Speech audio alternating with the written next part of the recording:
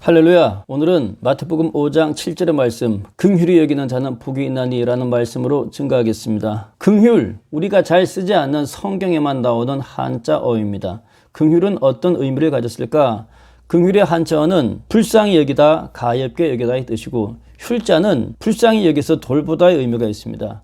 그래서 긍휼하게 되면은 불쌍히 여기고 따뜻한 마음으로 돌보는 것이 긍휼히 여기는 것입니다. 예수님께서는 마태복음 5장 7절에서 긍휼히 여기는 자는 복이 있나니, 어떤 복입니까? 그들이 어려운 처지에 처했을 때에 하나님으로부터, 누군가로부터 그들이 베푼 따뜻한 마음을 그대로 돌려받는다, 긍휼히 여김을 받을 것이다 라고 말씀하고 있습니다. 맹자는 긍휼에 관하여서 측은지심으로 이야기했습니다.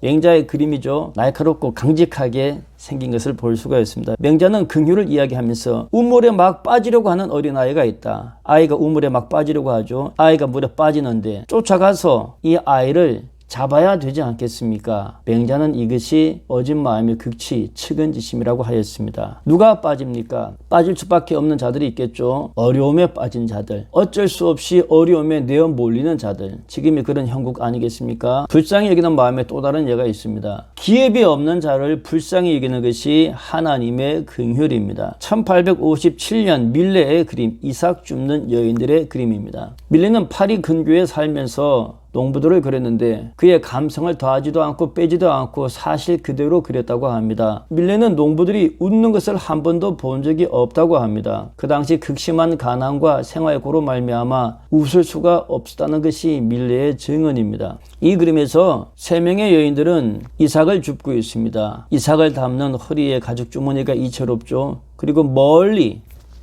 마차 가득 밀을 싣고 가는 차가 보입니다. 하나님께서는 레위기에 말씀하시기를 너희가 땅에서 곡식을 거둘 때에 밭 모퉁이까지 다 거두지 말라 했습니다. 그리고 떨어진 이삭도 줍지 말라 했습니다. 포도를 딸 때는 다 따지 말고, 우리는 손에 닿는 거 다 따지 않습니까? 남겨두라 했습니다. 가난한 사람과 기업이 없는 거류민들을 위하여서 버려두라. 나는 너희의 하나님이다. 기업이 없는 자를 불쌍히 여기는 마음, 이것이 하나님의 의로우심이고 하나님의 긍휼인 것입니다. 참고로 밀레의 그림에서 이삭을 주울 때 마음대로 줍는 것이 아니라 당국의 허가가 있어야 이삭을 줍는다고 했습니다. 얼마큼 힘든 삶이었는가 상상할 수 있는 것이죠. 불쌍히 여기는 긍휼은 천국의 결산에서 한번 찾아볼 수가 있습니다. 마태복음 18장에는 천국은 그 종들과 결산하는 임금과 같다고 했습니다. 결산할 때 1만 달란트의 빚을 진 자가 하나 있는데 갚을 것이 없다고 했습니다. 갚을 것이 없어서 그의 몸뚱아리와 그의 아내와 자식들과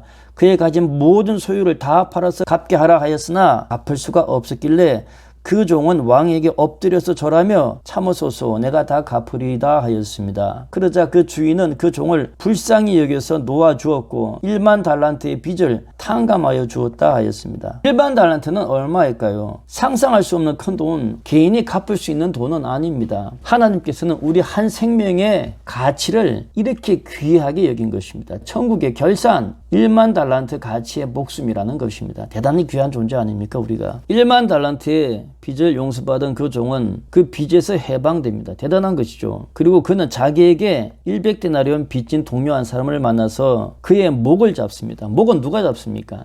사자다 호랑이가, 포식자가 사냥감의 목을 잡습니다. 그는 포식자가 되어서, 그는 사냥꾼이 되어서 사냥감의 목을 잡은 것이죠. 목을 잡고 빚을 갚으라. 그 동료는 엎드려 간구합니다. 누구처럼요? 자기가 왕에게 엎드려 간구했던 것처럼 이 동료도 자기에게 엎드려서 간구합니다. 참아달라고 합니다. 그러나 1만 달란트 빚진 그는 허락하지 아니하고 그가 빚을 갚도록 옥에 가둬버립니다. 100데나리온의 빚은 100일치의 품삯입니다. 상상할 수 없는 목숨을 용서받은 그는 100일치의 빚을 용서하지 않고 가둬버리는 무자비함을 보여줍니다. 여호와 하나님은 우리의 심령을 감찰하신다라고 했습니다. 뿌린 대로 거두는 것이 하나님께서 만드신 생명의 법칙입니다. 동료들은 그를 보고 딱하게 여겼습니다. 무엇이 딱했을까요? 1만 달란트 용서받은 자가 100데나리온 빚진 자의 목을 움켜잡는 것이 딱하였을 것입니다. 그리고 주인에게 이 사실을 다 알렸다고 했습니다. 주인은 누구입니까? 여호와 하나님을 주인으로 고백하시기를 축원합니다. 기도할 때 여러분 속에 역사하시는 성령님을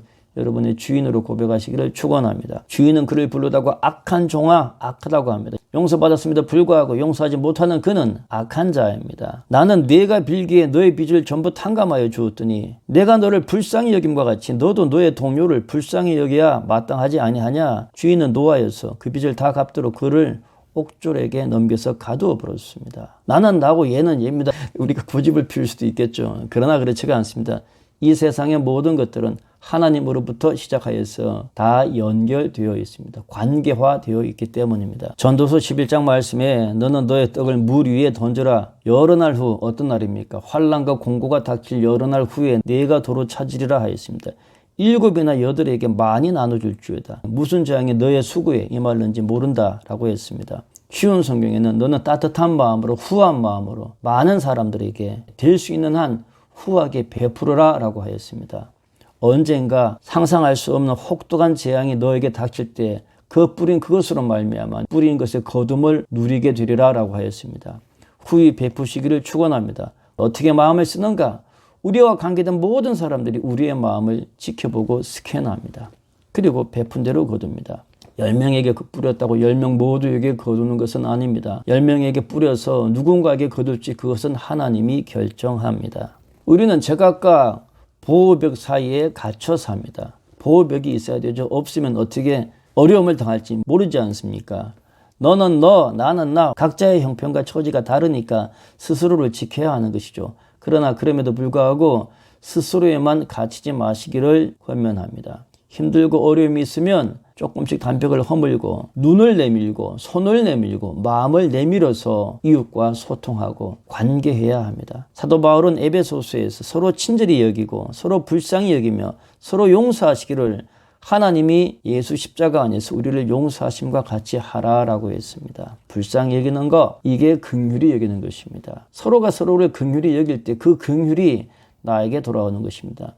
긍휼, 따뜻한 마음, 따뜻한 손을 베풀 때에 따뜻한 마음과 손이 다시 나에게 돌아오는 것입니다. 당산역의 포옹을 검색하시기를 권면합니다. 45초짜리 짧은 동영상인데 당산역에서 한 남자가 술에 취해서 난동을 부리고 거기에 2명의 경찰이 이 남자를 제재할 때에 갑자기 어디선가 나타난 회색 옷을 입은 이 남자가 경찰 사이를 뚫고 들어가서 이 남자에게 뭐라고 속삭이면서 포옹합니다. 그러자 울며 난동 부리던 이 남자는 조용하고 잠잠해집니다. 힘들고 어려운 시대를 우리는 살고 있지 않습니까? 불쌍히 여기고 귀하게 여기고 따뜻하게 여기시기를 주의 이름으로 축원합니다. 하나님이 그 따뜻하게 여기는 그 마음을 축복하시고 불쌍히 여기는 자의 마음을 하나님이 따뜻하게 품어주실 줄 믿습니다. 감사합니다.